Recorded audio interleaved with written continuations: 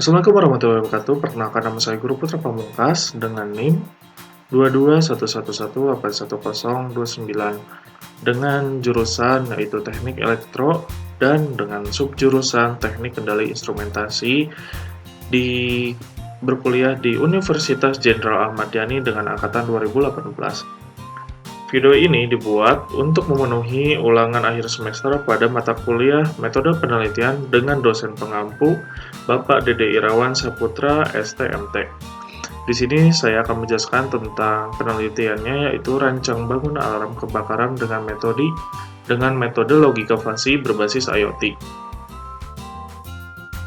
Oke, yang pertama-tama kita akan membahas yaitu isi dari penelitiannya. Kita lihat overall-nya. Yang pertama itu kita akan membahas bab satunya atau membahas mengenai latar belakang atau tujuan penelitian dan batasan masalah. Yang kedua itu membahas tinjauan pustaka dan dasar-dasar teori yang diambil. Yang ketiganya membahas blok diagram flowchart pada sistem yang digunakan dan metode waterfall dan desain alur fusi dan juga jadwal kegiatannya. Yang keempat yaitu daftar pustaka. Kita akan pertama dulu. Yang pertama yaitu latar belakang. Seperti yang kita ketahui bersama, api merupakan hal yang sangat merugikan, terutama bagi manusia. Dan banyak penyebab dan akibat dari kebakaran, mulai dari kerusakan harta benda, bahkan hingga nyawa. Hingga saat ini, jika terjadi kebakaran di sebuah gedung, biasanya petugas pemadam kebakaran lalu terlebih dahulu dihubungi. Namun, terkadang saat api semakin membesar, petugas pemadam kebakaran baru sampai di lokasi. Ada beberapa faktor sebenarnya menjadi kendala bagi petugas pemadam kebakaran. Salah satunya seperti jarak dari tempat pemadam kebakaran ke lokasi yang dituju. Sehingga diperlukannya suatu sistem untuk meminimalisirkan api agar tidak meluas. Seiring dengan perkembangannya teknologi, contohnya early warning pada suatu rumah, menjadi semakin berkembang dan semakin modern, terutama sistem keamanan dalam mendeteksi kebakaran. Sistem pendeteksi kebakaran di dalam rumah sangat penting karena sistem akan secara otomatis mendeteksi kebakaran di dalam ruangan dan dapat menempatkan prosedur pemadaman kebakaran sebagai tindakan pertama agar titik api tidak menyebar luas secara otomatis akan memberitahu pemilik gedung atau sebuah rumah. Maka dari itu, penggunaan sistem secara otomatis ini agar efisien maka menggunakan metode fuzzy Mamdani dengan fungsi overlapping dan indeks overlapping untuk membaca input dan outputnya agar tidak memproses input outputnya secara sembarangan dan untuk memberitahu ke pemiliknya bangunan ini kebakaran dengan menggunakan sistem komunikasi IoT atau DHCP. Selanjutnya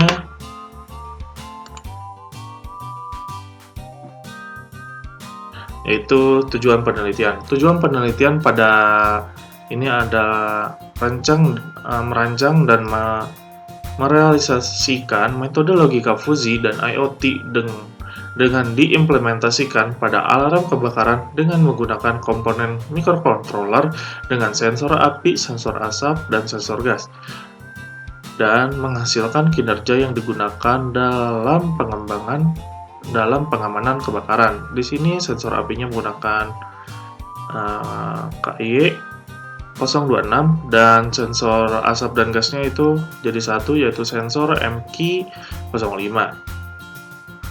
Selanjutnya batasan masalah. Batasan masalah di proposal tugas akhir ini yaitu komunikasi IoT yang digunakan untuk mengirim notifikasinya atau data tersebut. Yang kedua yaitu metode logik pada sistem alarm kebakarannya tersebut atau tentang logika fuzzy-nya. Yang keduanya yaitu kita akan membahas tentang tinjauan pustaka dan dasar-dasar teori yang dapat dilihat di bab 2. Tinjauan pustaka. Di sini saya mengambil dari 3 penelitian. Yang pertama itu Irwati. Penelitian ini tentang kebakaran juga. Sebuah sistem pemadam kebakaran harus dapat mendeteksi tanda-tanda kebakaran serta menanggulanginya secara otomatis. Semakin cepat dan akurat sebuah sistem mengetahui tanda-tanda kebakaran, maka akan semakin cepat pula sistem tersebut untuk mengambil keputusan dalam mencegah meluasnya api. Sistem atau alat peringatan dini akan bahaya kebakaran yang dibuat tidak menggunakan logika fuzzy dalam pengambilan keputusan, hanya mengandalkan kontrol sistem, dan keluar yang dihasilkan hanya memberi SMS ke pemilik rumahnya.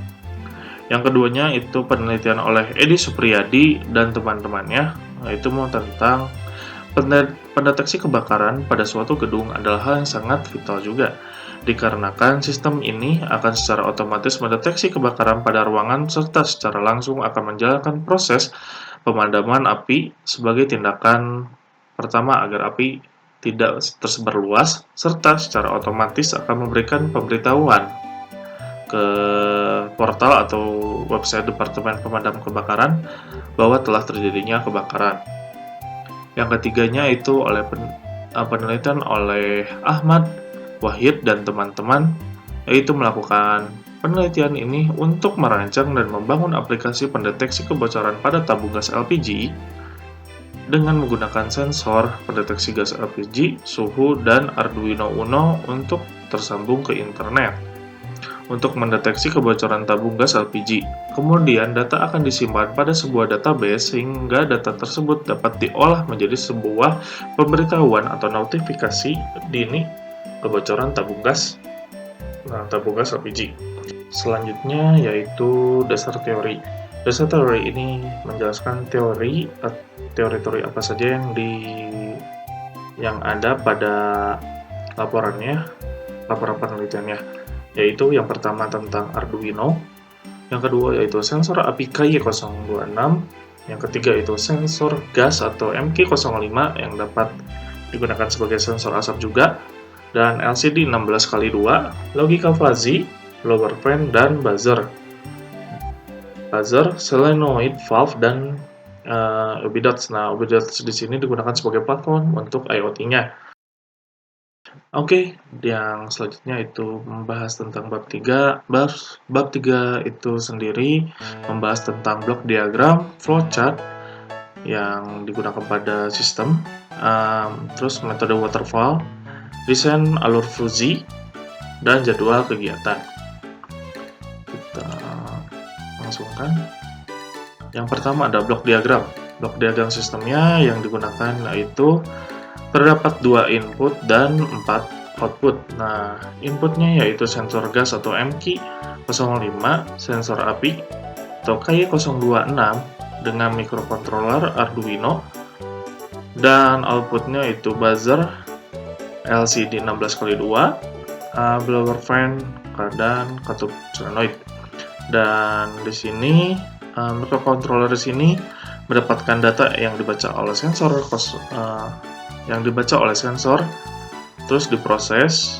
Setelah diproses itu dilakukan output atau keluarannya akan dilanjutkan ke blower atau fan, katup solenoid, LCD, dan buzzer, dan juga mengirim data ke internet atau database dari Ubidots, dan database Ubidots itu ditampilkan di dashboard Ubidots itu sendiri.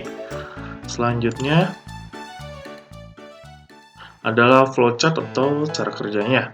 Nah, di sini flowchartnya yaitu yang pertama adalah start, yang kedua adalah membaca sensor gas dan membaca sensor api. Terus dilanjutkan dengan menampilkan notifikasi, dan terus dilanjutkan dengan membacanya sensor gas lagi, membaca sensor gas.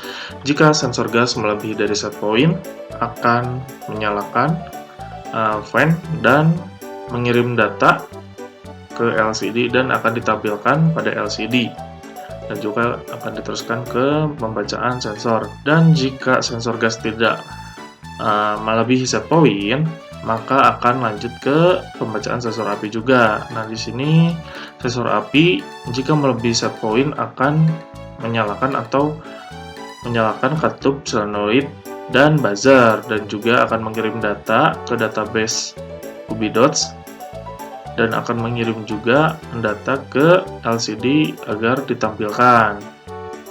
Dan jika sensor api tidak mendeteksi melebihi set point, maka dia akan langsung end. Selanjutnya yaitu fungsi keanggotaan logic fuzzy. Dan di sini fungsi keanggotaan logic fuzzy pada input yaitu ada dua, yaitu sensor api dan sensor gas, dan fungsi keanggotaan output terdiri dari blower fan dan pulse solenoid. Nah, di sini range-nya kita dapat dilihat untuk sensor api dari 0 sampai 100, kalau rendahnya 0 sampai 30, kalau sedang yaitu 10 sampai 80, jika tinggi yaitu 60 sampai 100. Pada sensor gas memiliki range dari 0 sampai 100 juga. Yang rendahnya yaitu 0 sampai 30, yang sedang dari 10 sampai 80, yang tinggi itu dari 60 sampai 100. Sedangkan pada fungsi keanggotaan output yang terdiri dari blower fan dan pulse solenoid, yaitu yang pertama blower fan, range-nya yaitu hampir sama 0 sampai 100, tapi beda fungsi keanggotaannya. Fungsi keanggotaannya blower fan yaitu keadaan pelan dari 0 sampai 30, dari sedangnya yaitu 20 sampai 80, terus cepatnya dari 60 sampai 100. Fungsi keanggotaan pulse solenoid-nya yaitu dari 0 sampai 40, sensornya tidak terbuka, dari terbuka sedang dari 30 sampai 80, dan terbuka besar dari 70 hingga 100. Selanjutnya yaitu metode penelitian waterfall. Nah, di sini metode penelitiannya saya gunakan yaitu metode waterfall. Yang pertama menganalisis. Nah, menganalisis masalah yang terjadi dengan cara wawancara kepada warga dan departemen kebakaran. Nah, yang ketiga itu mendesain. Mendesain itu mendesain si alatnya yang digunakan dan penempatan alatnya dan boxnya atau tempat menyimpannya si alat itu. Nah, yang keempat itu mengimplementasi.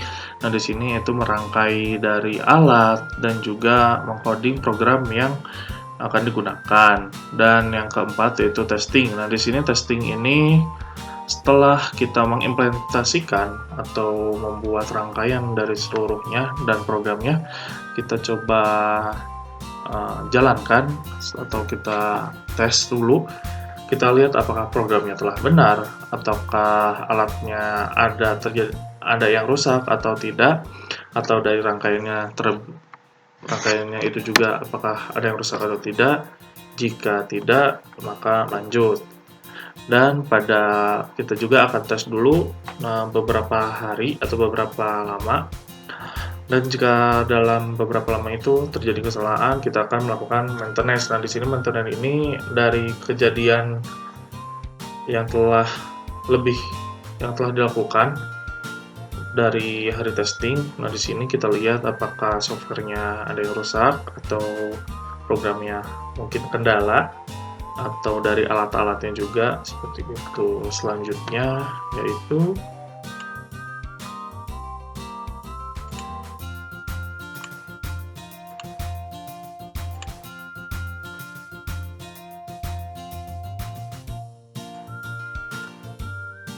adalah kegiatan penelitian. Nah, kegiatan penelitiannya dilakukan selama 7 bulan dan dapat juga dipersingkat sebenarnya selama 6 bulan. Pada kegiatan yang pertama yaitu studi literatur, itu dilakukan pada bulan ke-1 dan ke-2, melakukan wawancara di bulan kedua dan ketiga, dan perancangan alat juga di bulan ketiga dan 4, pengadaan bahan juga berbarengan pada bulan 3 hingga bulan 5, dan pembuatan alat dilakukan pada saat bulan ke-4 hingga 6, pengambilan data juga dimulai pada saat sampai 7 dan penyusunan laporan dilakukan pada bulan keempat hingga bulan terakhir.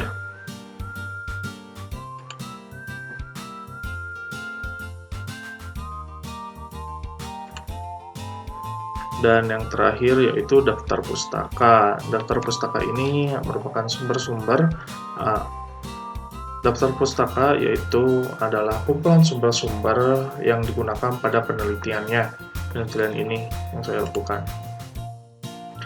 Ini adalah daftar pustaka yang digunakan oleh saya, yaitu terdapat 8 pustaka yang telah saya ambil dari, maaf ini ada pengulangan nomor, dari 1, 2, 3, 4, 5 itu saya dapat dari jurnal atau tugas akhir atau paper juga. Dari 6, 7, 8, 9 di sini saya dapat dari internet tentang mengenai alat-alat yang digunakan ya, seperti itu.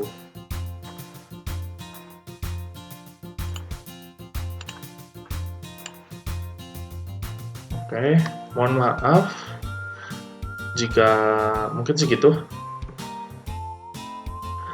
segitu yang bisa saya sampaikan dari penelitian ini. Mohon maaf jika terdapat salah-salah dari pembacaan, mungkin materinya kurang jelas atau seperti yang dan lainnya. Mohon maaf. Terima kasih. Wassalamualaikum warahmatullahi wabarakatuh.